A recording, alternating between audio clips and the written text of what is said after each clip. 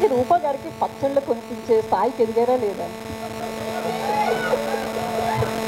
లేదా? ఎస్, ఎదిగానండి. 25వ తారీఖు డెలివరీ అవుతుంది.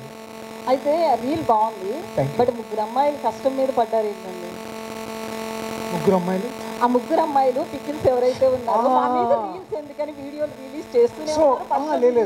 ఒకటి ఏంటంటే అక్కడ ఎక్కడ మేము ఇప్పుడు ఇంటర్నెట్లో జరుగుతున్న ఒక మేజర్ డిస్కషన్ అది అబౌట్ దాట్. నేను అది నాకు మా క్రియేటర్ అతను యోగానంద్ వచ్చి అతను చెప్పగానే ఇట్లా చేస్తున్నారంటే ముందు మేము కూడా అదే అనుకున్నాం, నేను విద్య ఒకసారి ఎలా చేయొచ్చా లేదా అనేది. But we are very sure that ఎక్కడ కానీ వాళ్ళ పచ్చళ్ళు కానీ లేకపోతే వాళ్ళ అమ్మాయిల మీద కానీ we didn't pass any comments, we didn't want to do anything about it.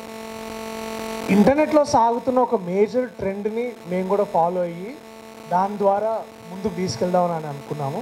అక్కడ కూడా నేను పచ్చళ్ళ వ్యాపారం చేస్తా అని I took their side in a way to say that ఇదేదో as much as we all want to have fun. ఇప్పుడు ఏంటంటే ఒక సినిమా చూసి మనం ఎక్కడ స్కిట్ చూస్తుంటాం కదా, అట్లనే ఒక రీల్ చూసి నేను కూడా ఇన్స్పైర్ అయ్యి నేను కూడా దాన్ని అట్లా నా వ్యక్తిగత సినిమా దానికోసం వాడుకున్నాను.